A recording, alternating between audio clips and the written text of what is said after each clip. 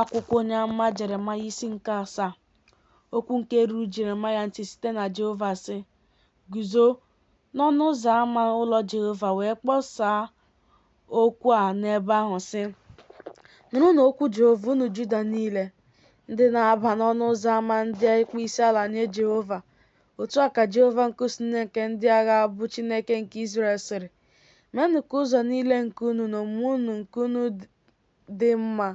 M ga-emekwa ka unu biri n'ebe a. Unu atụkwasịla obi unu n'okwu ụgha niile sị, ụlọ ukwu Jehova, ụlọ ukwu Jehova, ụlọ ukwu Jehova ka ndị a bụ. N'ihi na ọ bụrụ na unu eme ka ụzọ niile unu na omume niile unu dịzuo mma, ọ bụrụ na unu emezu ihe ekpere n'ikpe n'etiti otu onye na ibe ya, ọ bụrụ na unu adịghị emegbu ọbịa na nwa mgbei na nwaanyị di ya nwụrụ, ọ bụrụkwa na unu adịghị awụsị ọbara na-emeghị ihe ọjọọ n'ebe a, ọ bụrụkwa na unu adịghị ejeso chi ọzọ dị iche iche ime onwe unu ihe ọjọọ, m ga-emekwa ka unu biri n'ebe a, n'ala nke a nke m nyere nna unu ha site na mgbe ebighị ebi gara aga wee ruo mgbe ebighị ebi dị n'ihu. Lee, unu onwe unu na-atụkwasị obi unu n'okwu ụgha niile, o wee ghara ịbụrụ unu uru. Unu ga na-ezu ohi, na-egbu mmadụ, na-akwa iko, na-aṅụ iyi ụgha, na-esurara Baal ihe nsure ọkụ na-esi isi ụtọ, na-ejeso chi ọzọ dị iche iche nke unu na-amaghị, wee bịa guzo n'ihu m n'ụlọ nke a kpọkwasịrị aha m sị, anapụtawo anyị, ka unu wee mee ihe arụ ndị a niile. Ọ bụ ọgbọ a ndị na-eme ihe ike ka ụlọ nke a kpọkwasịrị aha m ghọworo n'anya unu? Ọbụla mụ onwe m, lee, ahụwo m ya. Ọ bụ ihe si n'ọnụ Jehova pụta. Otu ọ dị, biko jeruo n'ọnọdụ m nke dị na Shilo, ebe m mere ka aha m biri na mbụ, hụ na ihe m mere ya n'ihi ihe ọjọọ nke ndị mbụ Izrel. Ma ugbu a, n'ihi na unu arụwo ọrụ ndị a niile, ọ bụ ihe si n'ọnụ Jehova pụta, m wee gwa unu okwu na-ebili n'isi ụtụtụ na-ekwu, ma unu anụghị, m wee kpọọ unu oku ma unu azaghị. M ga-emekwa ụlọ a nke a kpọkwasịrị aha m nke unu onwe unu na-atụkwasị obi. M ga-emekwa ọnọdụ a nke m nyere unu nyekwa nna unu ha. M ga-eme ha dịka m mere Shilo. M ga-esikwa n'ihu m tufuo unu dịka m tụfuru ụmụnna unu niile, bụ mkpụrụ niile nke Ifrem. Ma gị onwe gị ekpela ekpere banyere ndị nke a, ebulikwala iti mkpu na ikpe ekpere banyere ha, arịọkwala m arịrịọ, n'ihi na m gaghị anụ olu gị. Ịdịghị ahụ ihe ndị ahụ na-eme n'obodo niile nke Juda na n'ezi niile nke Jerusalem. Ụmụ ha na-achịkọta nkụ, ndị bụ nna ha na-afụnwu ọkụ, ndị inyom ha na-agwọ ụtụ ọka flọọ koro eko, imere eze nwanyị nke eluigwe achịcha, na iwusiri chi ọzọ dị iche iche àjà ihe ọṅụṅụ, ka ha wee kpasuo m iwe. Ọ bụ mụ ka ndị ahụ na-akpasu iwe? Ọ bụ ihe si n'ọnụ Jehova pụta. Ọ bụ ihe onwe ha ka ha na-akpasu iwe, ka ihere wee mee ha n'ihu.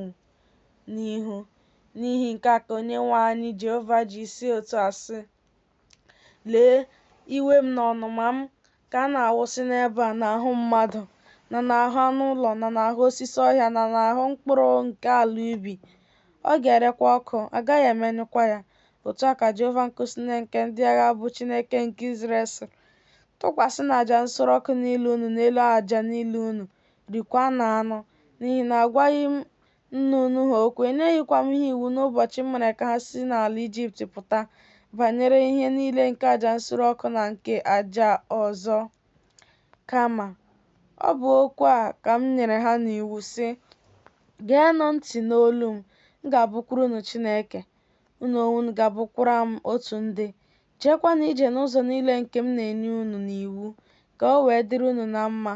Ma ha egeghị ntị, ha atọghịkwa ntị n'ala, ha wee jegharịa na ndụmọdụ niile na n'isi ike nke obi ọjọọ ha, ha wee daghachi azụ, ghara ịga n'ihu.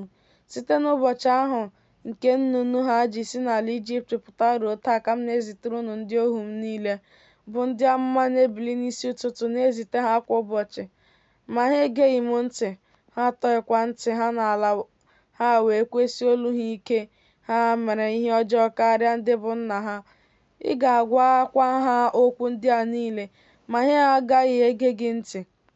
Ị ga-akpọkwa ha oku, ma ha agaghị aza gị. Ị ga-asịkwa ha, nke a bụ mba ahụ nke na-egeghị ntị olu Jehova bụ Chineke ha.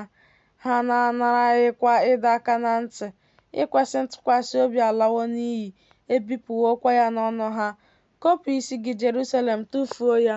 Bulikwa abụ akwa gị n'elu ebe niile dị elu nke ọhịa na-adịghị, n'ihi na Jehova ajụwo. Hapụkwa ọgbọ nke nrubiga oke nke iwe ya, n'ihi na ụmụ Juda emewo ihe jọrọ njọ n'anya m. Ọ bụ ihe si n'ọnụ Jehova pụta. Ha edowo ihe arụ niile ha n'ụlọ ahụ nke a kpọkwasịrị aha m, imerụ ya. Ha ewuokwa ebe niile dị elu nke Tofet, nke dị na ndagwurugwu nwa Hinnom, isure ụmụ ha ndị ikom na ụmụ ha ndị inyom n'ọkụ, bụ ihe nke m na-enyeghị n'iwu. Ọ bataghịkwa n'obi m. N'ihi nke a, lee, ụbọchị na-abịa, ọ bụ ihe si n'ọnụ Jehova pụta, mgbe a gaghị akpọkwa ya Tofet ọzọ, maọbụ ndagwurugwu nwa Hinnom, kama a ga-akpọ ya ndagwurugwu ogbugbu. Ha ga-elikwa ozu na Tofet, n'ihi na ebe ili ozu adịghị.